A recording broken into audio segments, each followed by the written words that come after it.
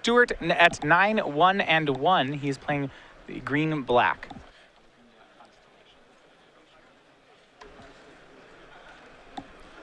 So something that will be, I believe, problematic for Stuart in this matchup potentially is the fact that if you compare his list to something like Green-White Devotion, Green-White has a lot of insulation against sweepers. Master the Unseen does a ton of work there. His list is basically just Whisperwood Elemental as a way to protect himself from something like Crux of Fate. So I think the sweepers in this matchup are going to be a lot more potent here than it would be against something like Green-White. All right, we're underway. Stuart Miller on the play. Starts with a turn 1 Font of Fertility as we pass back to Jessup. Jessup is on a 6-card hand this game. And Font of Fertility, basically just a rampant growth style card you see here. 1 to play, 2 mana. He can sack it to go get a basic land, but also helps add to that constellation strategy that we often see out of the green-black decks. And what's nice about this is, as the format has moved, at least in Dallas, to a lot more copies of Wild Slash, it's nice to have an accelerator that doesn't get clipped. I mean, it's a little bit slower. It's not necessarily the best card to draw in the mid-game, but neither is Elvish Mystic. And the upshot is you don't have to worry about it getting killed. So just second land from Jessup, and this will be the ramp spell from Stuart. He'll go straight from 2 to 4, or rather in this case, 2 to Courser of Crufix. Try to hit a free land off the top of the library, does not. Shows Whisperwood Elemental, and now plays a Swamp from hand. So an interesting addition here. We don't see much of it, but it makes sense to me. All right, now we're back over to Jessup. Has his third land right now, giving a lot of a look like a blue-black deck. You see him, no green mana just yet. His draw for the turn there was Satyr Wayfinder. For Stuart, he draws the Whispered Elemental for the turn. This time he hits a free land off the top of the deck. It's a basic forest, shows Eidolon of Blossoms, and now has his choice of 5 drops, both Doomwake Giant and 2 copies of Whisperwood Elemental in hand. He's got a lot of heat. And you see that Danny kind of had to just allow Stuart to get that free land even with Downfall in hand, because that Downfall has to go towards Whisperwood Elemental or some other big play that Stuart might play this turn. So Courser will swing in for 2. That'll put Danny down to 18. Now Whisperwood Elemental comes from Stuart. And this should get the move you were talking about. So Danny's going to go ahead and fetch for a swamp, not let this go to end step. Does not want the manifest to happen. But so far, this is a good start for Stuart. He's accelerating, he's generating some card advantage, and he's still got more power left in his hand. Yeah, he's got 2 more really powerful 5 drops, and he's not feeling too much pressure just yet from Danny. Yeah. As we'll go back over to Jessup. Can he find his green mana source? He does have that Satyr Wayfinder in hand. His draw for the turn was Dig Through Time. He doesn't have the green source, but a more problem, he doesn't have a land at all. Has to pass back, and now Stuart can compound this advantage. Draws for the turn, gets that Eidolon of Blossoms, gets a free forest off the top of the deck, shows Whip of Erebos as the next card. These are all cards that can be problems. Find a land on the top, and then a piece of action to follow it. That's how you dial it up with Courser of Crufix. So we see from Courser swings for 2, Danny down to 15. Eidolon played, he will draw Whip of Erebos, shows Doomwake Giant on top of the deck, and he'll pass. Danny on end step will Bioblade away the Eidolon of Blossoms. But this is a totally fine setup here for Stuart. He's just 2 for winning every single turn. He's attacking Danny. He's got a hand with action in it. He's drawing more stuff. Whip of Erebos is a powerful leftover. This is a really solid start for Stuart thus far. Yeah, no land still for Danny. He does draw Thoughtseize for the turn and gets to see what he's up against. Stuart's hand has 2 more lands, both Forest and the Llanowar Wastes. He has a Whip of Erebos, Doomwake Giant, and a second copy of Whisperwood Elemental all in hand. And this feels like a spot where you kind of had to just take Whip of Erebos out of the hand because the game's going to go on for a very long time. He may need to take Whisperwood Elemental just because it's the more immediate threat, but this is a bad hand for Danny to be looking at. There's 2 cards here that have some serious long-term implications for him. Yeah, well, if he didn't have the Whisperwood Elemental in hand, Danny could hope to take Whip and then score something like Crux of Fate to sweep up the board, but the Whisperwood Elemental makes that a lot tougher of a line for him. And Danny, I believe, does not have Crux of Fate in hand right now, and he's still stuck on 3 lands, so he's really far away from hypothetically even being able to cast Crux of Fate. He will take the Whip of Erebos, though. If he wants to kill spell his way through this hand, he's going to have to do it. Well, Whip would make that pretty hard for him to pull off. Stuart draws Doomwake Giant for the turn. Eidolon of Blossoms waiting on top of the deck. He's going to swing in again with Courser Danny down to 11. And these Courser hits and Thoughtseizes are starting to take a toll on Danny's life. Llanowar Wastes the play for the turn, and Stuart debating which 5 he wants to go for, Doomwake Giant and Whisperwood Elemental. Whisperwood Elemental is more powerful in an immediate sense, but I don't know if he wants to manifest the Eidolon of Blossoms because it's so powerful for him to draw. So it looks like he's going in the other direction there and just casting the Doomwake Giant and setting himself up to be able to draw and cast Eidolon of Blossoms next turn. He does cast Doom Make Giant. And Danny, a pretty interesting player. So he drew Temple of Malady for the turn. But were he to play it, he'd be showing that he was Sultai control instead of blue-black ops, instead of playing the dual land to just concede that game, knowing that he's probably just too far off to have it matter. I don't know how much information concealing green is in the terms of the way that Stuart's going to sideboard, but I still think he's better served. Danny is better served by just conceding there and not revealing anything, because he's dead almost no matter what. All right, well, we will go ahead first and look at the sideboards here for the players. We see Danny Jessup and Stuart Roshan. Walk me quickly through here. On Danny Jessup's side, what's his sideboard? 3 copies of Corsair Crewfix, 2 copies of Drowned Sorrow, 2 Farika's Cures, 2 Negates, 2 copies of Tastic or the Golden Fang, a Disdainful Stroke, an Aether Spouts, a Pearl Lake Ancient, and a Cure the Crashing Wave. I'm not really in love with any of the options that Danny has here for this matchup. I think the Drowned Sorrows are okay. I think Corsair is okay. I think Disdainful Stroke is pretty solid here. I'd be comfortable going up to 4 copies. Stuart's deck has a lot of good stuff to counter, but not a whole lot of action here on the board. Yeah, on Stuart's side, the black spells always help him in a control matchup. He gets to board in his own copies of Thoughtseize for the matchup, as well as more cards like Whip of Erebos, and even some Planeswalkers if he wants. A lot of Nissa and Garruk in his sideboard, along with Soul of Innistrad. He can have some cards that are pretty good at trying to grind through removal. I think Stuart's got an excellent sideboard for this matchup. 3 copies of Thoughtseize, 3 copies of Nissa, Hornet Queen, Whip of Erebos, Soul of Innistrad, even the 2 Boon Satyrs, I think, are all viable options for him to bring in. So I think Stuart gets the better of the sideboard here. All right, well, these players are sideboarding for it. I want to talk to you a bit about the next Grand Prix we have coming up. You may have seen us at Grand Prix Miami last weekend. You and Cedric were able to cover the finals of that one. But coming up in June, that's going to be Grand Prix Charlotte. This comes in a series of Star City Grand Prix for this year. This is the next one in stateside at the very least. It's going to be Modern, June 12th through 14th. Let me tell you, there are a lot of things that are going to be happening here. First of all, we have registration rewards. This is something you come to expect from Star City Grand Prix. This means a playmat, a sleeves, a deck box, and a pin. And once again, we do have an official Magic artwork going to be featured on all of it. Now, we are going to tell you that one as it comes down the line because it is on a card not yet spoiled in the Modern Master set, but it's going to be a pretty good one. Yeah, if you're familiar with Grand Prix New Jersey and everything we did for Brainstorm for that event with the sleeves, deck boxes, pins, and playmats, we're going to be doing the same treatment here for a fan favorite returning in Modern Masters 2015. Yeah, and it's not just playmats. We have guests of honor at the event. The guests of honor, Therese Nielsen and Volkan Baga, both coming back. We're really excited to welcome back Therese Nielsen, finally on the East Coast. She was here at Charlotte in 2013 at the record-breaking Grand Prix, and she's here again, artist of a lot of cards, most notably, well, Force of Will. You may have heard of that one. Volkan Baga actually going to make it to the United States. We don't usually get to see him at events. Illustrator of Siege Rhino and also Snapcaster Mage if you're more of a blue caster, which I have to say I am. And 2 pretty iconic cards for a modern tournament. Siege Rhino and Snapcaster Mage, 2 of the defining cards of the format. Yeah, these will not be our only artists at the event. We have an entire artists alley. We have a lot of great people. Noah Bradley, Clint Clearly, Eric Deschamps, Mark Poole, RK Post, at least in our artist alley. Get a chance to get a lot of your cards signed there.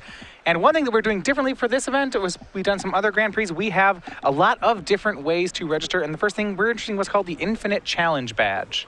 Yeah, for people who want to play in our 4-round challenges, people who either don't do well in the main event or don't want to participate in the large main event, you have the ability to discount your entry fees if you're going to be playing in all of them. For $40, you get a 1-day badge, which allows you to play in all the challenges with a side event voucher for a win-a-box or an 8-person draft.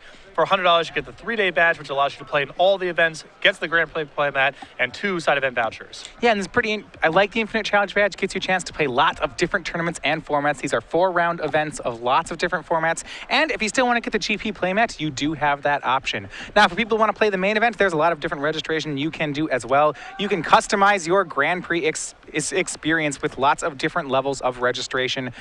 All the way from just entering, you can get a playmat and a month's worth of Star City Premium, something that you know we do at our Star City Games events, all the way up to we're giving away things like SCG trading cards, side event vouchers. Say if you are interested in these side events while wanting to still play the Grand Prix, packs of sleeves to go with it, as well as a year's worth of Star City Premium. You see bronze, silver, gold, and VIP, all different ways for you to play the tournament that you want to play. And the VIP lounge is going to be particularly valuable for a tournament of this size. I think that Grand Prix Charlotte is going to get north of 4,000 players, and being able to get custom pairings and your own space to hang out, very valuable for an event of that size. Yeah, more details to come at this exciting event June 12th through 14th. This is Grand Prix Charlotte. You can pre-register today. Registration already going on at starcitygames.com/GP Charlotte.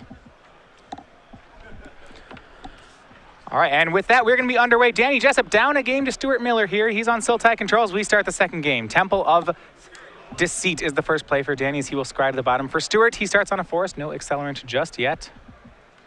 And Danny looking to not have mana problems at all this game. Pair of temples along with Opulent Palace. And it looks like Stuart has mulliganed and kept a one-lander and has not drawn land number 2. Yeah, and that can actually be a very risky thing against a deck like a blue-black control deck or a Sultai control deck. This can be very dangerous for this exact reason. Yeah, your mana acceleration is not necessarily safe against them. If it was something like Sylvan Caryatid, it's a very different story. But your mana creatures that can be targeted are very likely to be targeted and killed. Voyaging Slayer taken down by Bioblight, and Stuart missing lands. And you see Danny, he is thrilled to be playing this kind of game. He's just playing all the way up to 5 lands. Only spell cast so far was Bioblight. Stuart finally does hit land 3. It's going to be Courser of Krufix, but will it survive? Can't imagine it will. And well, it is cut down. If you look right now, Danny has no source of card advantage. Now, Ashiok's a great draw for Danny this turn to give him something to do, but the rest of his hand is just removal. Stuart may have the time to draw out of this, though Ashiok puts him under quite a bit of pressure. Yeah, the Ashiok goes up to 5. It hits 2 creatures, Doomwake Giant and Courser of Krufix. Courser of Krufix is one of those cards that is a prime card for Ashiok to hit. It can up, steal it, and still live to talk about it. And Danny kind of wants to play the card advantage and blocking game anyway, so okay. Yeah, Danny, another Courser of his own, doesn't see the land, and he has no desire to see a Courser on... Stuart doesn't want to see a Courser on Danny's side of the battlefield, and he'll go ahead and just go to game 3. We are seeing some quick concessions today. People are not messing around with conceding. Yeah, no, this is something we actually see from some of our veteran players as well. I know, for example, Brad Nelson is a player definitely from this school who wants to get through the games that aren't competitive so that he has all the time that he needs to play the games that he feels like he can win. And to that effect, he was one of the top players at Grand Prix Miami playing that green-white devotion deck who got no draws in the Swiss rounds. Yeah, that is assessment. I cannot remember the last time I've seen Brad draw a match. Yeah, he just is willing to give up on the hopeless games to maximize the amount of time. Now, with 38 minutes on the clock, Stuart's probably not at risk of running up against it, but Danny might make that game go on for a very, very long time.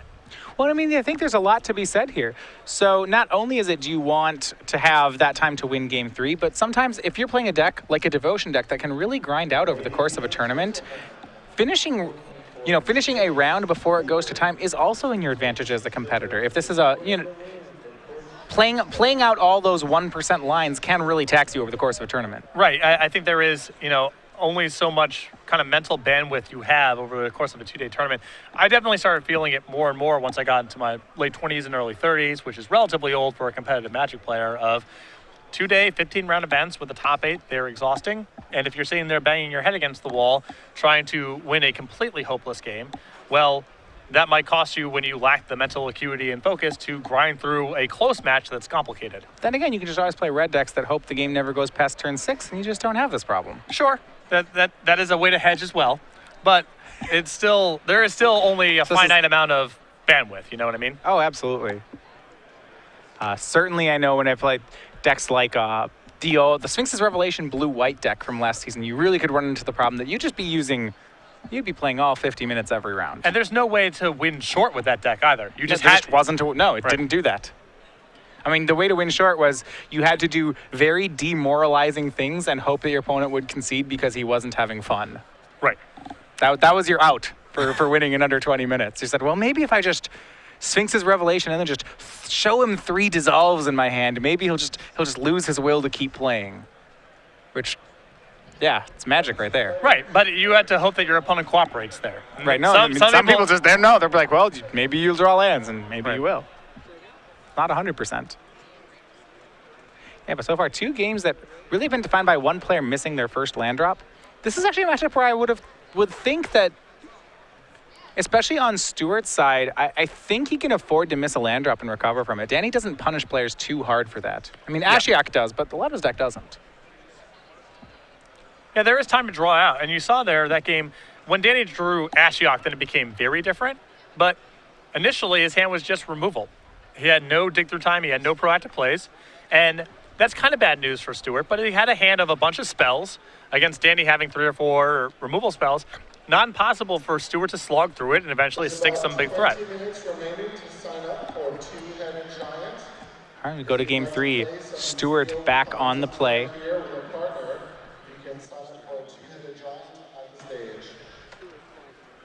with green-black devotion. And this is another flavor of devotion we have seen.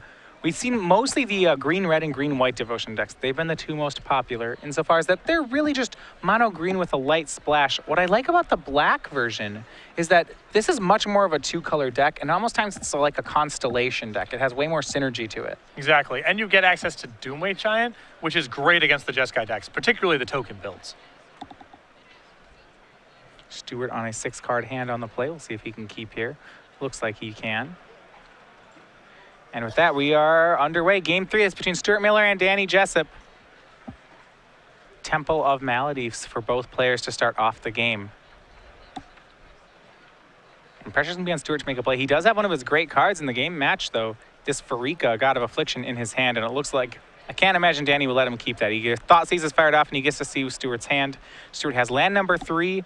2 3-drops in Boonsater and Farika, a 5 in Doomweight Giant, and then, well, a very late game Hornet Queen at 7. And this deck's not very good at removing gods from the table. It is a bit of a hole for the Sultai control deck. Yeah, I mean, once they're on the table, it's Ugin or bust, I believe. Pretty much, yep. With that in mind, can you see Danny taking anything other than Farika? If he has no removal spell, maybe he has to take Boonsater. And yeah, he does take Boonsater here. And he'll go ahead and play Llanowar Waste. So that is actually, that's a small victory for Stuart, I would think. Well, it could be also that Danny is trying to set up Ashiok for the 3rd turn, and Boonsater is problematic for casting Ashiok. Sure, he can ignore the Farika for a while. But Boonsater, if he doesn't have the kill spell, is a much bigger threat. Yep. Yeah, Stuart's hand is weak to an Ashiok right now. So it's one of the two things, if I had to guess. Either Danny's hand is quite slow, or he has Ashiok and he's trying to open up a path for it to stay in play for several turns. And that is the play, though, Farika for Stuart. And just as you mentioned, that was the line for Danny. He's going to go for turn 3 Ashiok. That'll hit 3 creatures. It does hit a pair of 5s, Whisperwood Elemental and Doomwake Giant. And we'll see where Danny goes with this. He can cash it immediately for something like a Whisperwood, which is a pretty tempting play. At the same time, Danny may just want to really go deep with the Ashiok and control the board. I would have a really tough time saying no to Whisperwood Elemental against an opponent with no removal spells. Yeah, 4th land from Stuart and no plays. He does represent the ability to play that, to make a snake off his own Boonsater. And we'll see where Danny goes. Okay. And yeah, this Ashiok, he has big plans for it. Pluses again, hitting this time Courser of Krufix and Pelucranos. Now the upshot of doing it this way is that he can go up to 7. Stuart presumably makes a token here. Attacks Ashiok down to 6, and then Danny has the option of still getting Whisperwood Elemental and leaving the Ashiok in play. Right, he gets to keep it and have the creature. So he's actually, now he has a decision to make. Of course, Krufix, also excellent in his deck. Satyr Wayfinder, the play for Danny. Had these in his hand game 1, but no green mana. See Mills here, gets 1 land, it's Opulent Palace, and puts creatures in his graveyard. The Satyr Wayfinder also makes it a lot more attractive for Danny to spend 1 turn just dialing up Ashiok and getting ready to block, because he already has something equipped to trade with the token. It takes the Palace, but then plays a green-black Temple. And now going Stuart's on step. He will exile the Boonsater. That will make a snake token with Death Touch. Eidolon of Blossoms the draw for Stuart. But as Danny knows, here's land 5 from Stuart, and there is a Doomwake Giant in Stuart's hand. He can get rid of this blocker. Although that still only opens up an attack for Ashiok to go down to 6, meaning that Danny still has access to the line of getting Whisperwood Elemental and keeping Ashiok in play.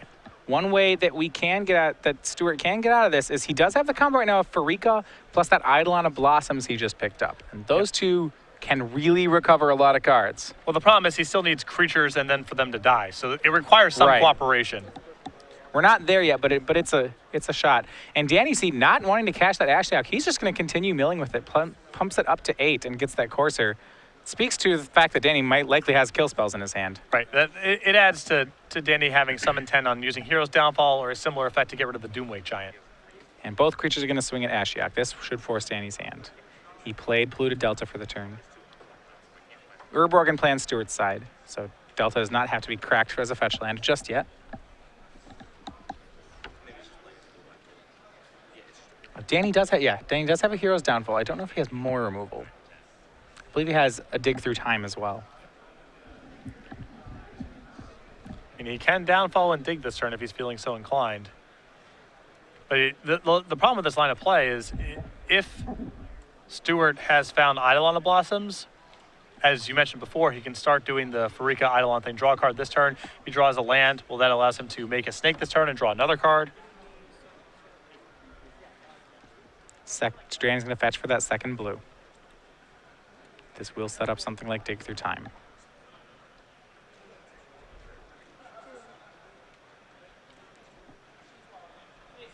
And he's going to actually dig before using Hero's Downfall. Maybe he wants, if he finds a card like Sultai Charm, he would rather use that on Doomwake Giant. Sure. It is an enchantment and monocolored. Gets Corsair Krufix both ways. Gets, Eidolon of Blossoms both ways. it's a good card in this matchup. Yeah, Disenchant's very good, and kill a monocolored creature also very good. And if somehow Stuart doesn't cooperate, well, you can always catalog.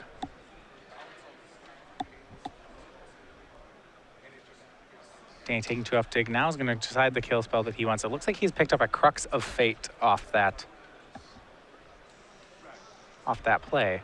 And with Crux of Fate now, I think Danny might just say, it, yeah. okay, that's fine. I'll take the big hit, save the downfall for something else. Yep, suspicious line there, I would think, to not have a kill spell. But Stuart will post-combat play the Eidolon of Blossoms, draw a card off it. He'll play a land. And this should force Danny's hand on Crux of Fate. But he does get the Eidolon off the table and not allow Stuart to go crazy with Eidolon and Farika. Yeah, the no creatures in the graveyard means that Stuart will not draw any other cards there. Draw from Danny was another copy of Dig Through Time. 5 lands in play, 6th one in hand, 7th in hand, Dig Through Time. This is a great setup for Danny.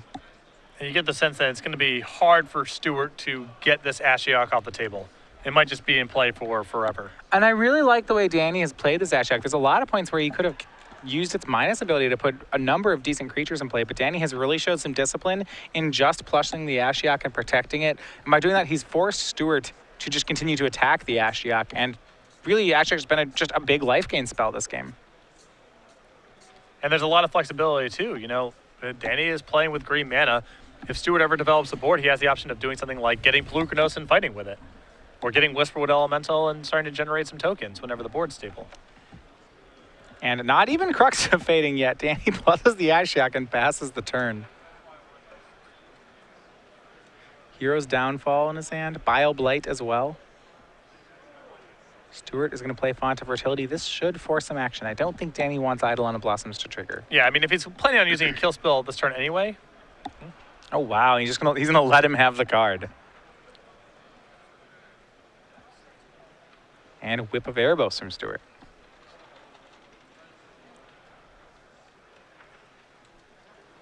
Does Danny let him have another card? Danny's hand must be really loaded for him to be able to play this sort of game plan. Yeah, just to let Stuart draw cards. Wanting Stuart to commit more to the board. And yeah, Stuart draws another copy of Eidolon of Blossoms. Plays land, and here comes the attack. This one's going to try to take down the Ashiok. Thanks to those 2 enchantments Stuart just played, Farika has been activated. She's now a 5/5. Or 5, yeah.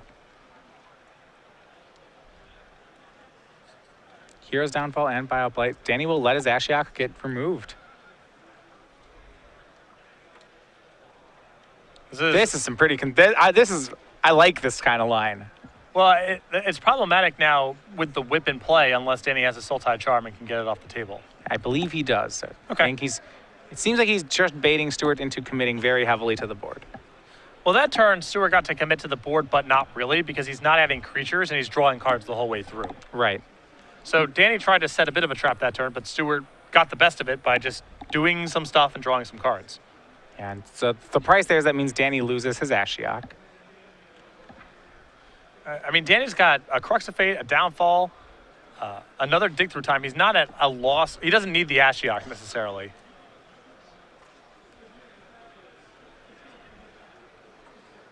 And he's going to go digging on end step again. Can't imagine what he's looking for. Maybe he's building up toward Ugin. That's certainly going to be a clean answer to all of this. Although I don't know if he wants to get, rocked for another big hit next turn. He might have to do something. Yeah, Garruk Apex Predator is a finisher in among the cards here, but very quickly takes Sultai Charm off this dig and looks like takes a second Crux of Fate. He has the option between a second Crux of Fate and another dig.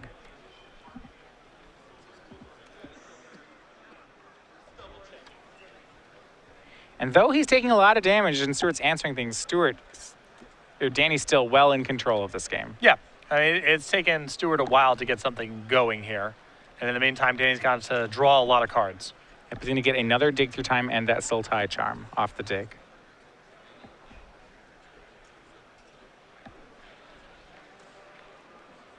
And we will continue on. Danny drawing a copy of Garruk.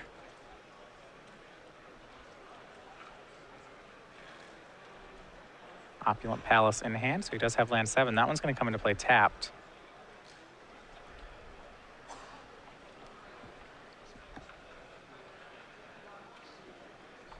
And he'll pass. Font of Fertility cracked by Stuart. That will go ahead and get a land.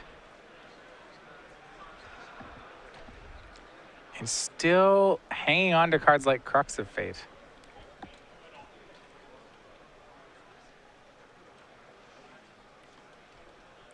Yeah, this is a lot of patience being displayed here. Well, his life total hasn't been threatened yet. Stuart, though, is drawing cards with each of these threats. I don't know. We'll see where Danny goes. Well, Danny's got a bunch of trumps in his hand. Stuart's drawn a couple cards here, but it could all just be stuff that gets wrapped up by Garruk after there's a Crux of Fate or something like Ugin sweeping everything. Voyaging Satyr scryed to the bottom. I guess Danny does know that there is a Hornet Queen in Stuart's hand. Yep. So they have to make sure that gets played around. And Stuart will make Hornet Queen.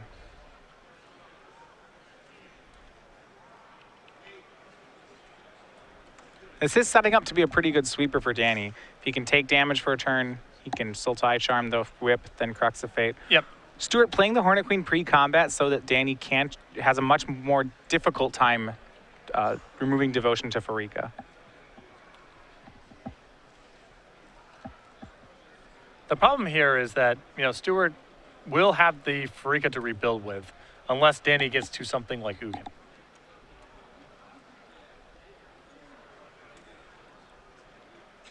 Here's the swing. We'll see just what Danny wants to do with it. Stuart already had a large life total thanks to that last turn's hit of Whip of Erebos. Going to go higher this turn. Sultai Charm will take care of Whip of Erebos. But thanks to Hornet Queen, Pharika's still a creature. Does Danny have another kill spell? I believe he has one. We'll see whether he casts it.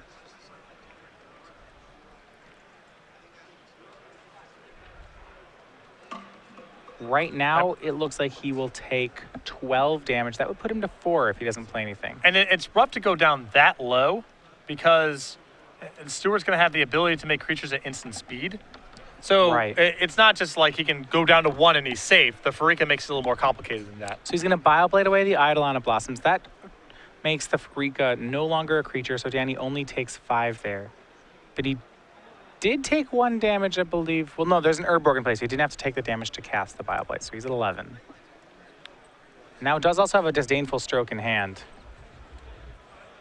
And I believe it is time for a sweeper. At this point, I should just stop saying that one. Right, I've been saying that for a while now, so I don't want to jump to any conclusions here. All right, well, here it is. Crux of Fate takes care of all the creatures, leaving the board empty save for Pharika. And if you look at Danny's hand, he's got a Dig Through Time, a Disdainful Stroke, a Garruk, and 1 black card, and a black kill spell. And more importantly, he's at a healthy life total. Eidolon of Blossoms is going to be the start here for Danny. He can Disdainful Stroke it, or he can just downfall it after it draws. Though he probably has to Disdainful Stroke it because if he lets this hit the table, then Stuart can immediately start activating Pharika and drawing lots of cards. Right, he can pass, and then Danny has to make a move, and in response, he can start generating tokens and draw a bunch of cards. Danny comes to the same conclusion. He Disdainful Strokes. And that's the draw he was looking for. That's a copy of Ugin. 8 mana on the board. Danny's going to go for the other Planeswalker first. It's going to be Garruk Apex Predator. Yeah, he can right now just start cranking out 3/3s, bleed out some of Stuart's graveyard as a result, and then Ugin away everything. So 3/3 Death Touch Beast is made. Garruk goes up to 6. Passes to Stuart on unstep. He's going to go ahead and make 2 snakes. But Garruk very loyal, and right now Stuart in no position to remove it. Yep. And this is good enough in this spot where it bleeds a downfall out of Stuart's hand, rather, if he has it, and then Ugin is free to run wild. Doomwake Giant, the draw for Stuart. Both Death Touch snakes will go ahead and swing at Garruk. See if Danny wants to do anything about that. And yeah, he'll go ahead. He'll trade a beast with a snake. Garruk will take 1. He'll go back down to 5. And it looks like going to be Doomwake Giant from Stuart Miller.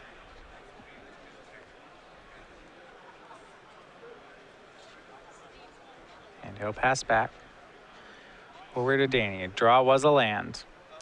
Still has another dig through time, though, to find more answers. That's should be pretty important here. Yep, and he also has the option at this point. He could just Ugin for 5, clean the board, make a beast, and say go. But I think he also might be able to just extract more out of Stuart and make sure Ugin is a firm lock. I think that's what he's going to do. He's going to go ahead and make another Death Touch Beast and just pass. Force Stuart to commit resources to killing Garruk and these tokens. Font of Fertility for Miller. That will shrink the beast. And 2 creatures in the graveyard. Okay, Stuart's going to try to kill the beast before combat. That can allow him to get Garruk down to 1 loyalty on the board. It does do that. Here comes the swing of 5, trying to get Garruk down to 1. And that may force Danny's hand on the hero's downfall. We'll see here. Whether he probably wants to save some damage on the Garruk. I think this is basically this is the remainder of Stuart's graveyard, at which point I think Danny can allow Garruk go down to 1, now deploy the Ugin, Sure. clean up everything, and allow Garruk and Ugin to lock the game up. We see Voyaging Satyr post-combat from Stuart, and this will be Dig Through Time from Danny Jessup. 7 more cards, he'll get to keep 2. Stuart just out of resources at this point, no cards in hand. No creatures left in graveyard. Still has a Freaka in play, but this Ugin should be able to clean up everything. And Danny got to take, I believe, a Dig Through Time and a Murderous Cut. Nice set of cards to have here. Yeah, his last copy of Dig Through Time, and then an unconditional kill spell. Pretty good. He'll scry to the bottom with his Temple. And here's 8 mana. That should be the Dragon Planeswalker.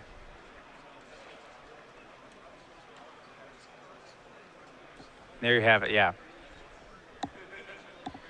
Ugin the Spirit Dragon come into play. Now he can't, each permanent with converted mana cost X or less are exiled. That'll take care of Freaka. That'll take care of everything.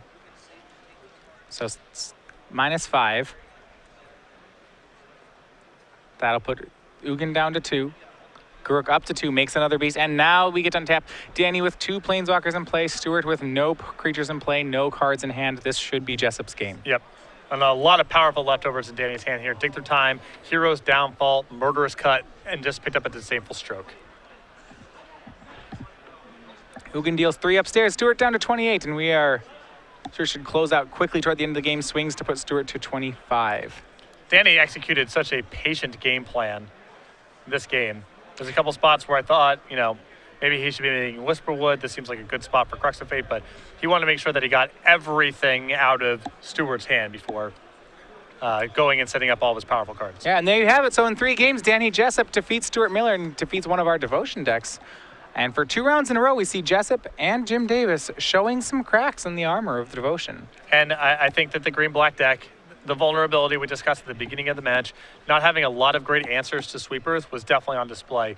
Crux of Fate and Ugin there in Game 3 was just too much to overcome.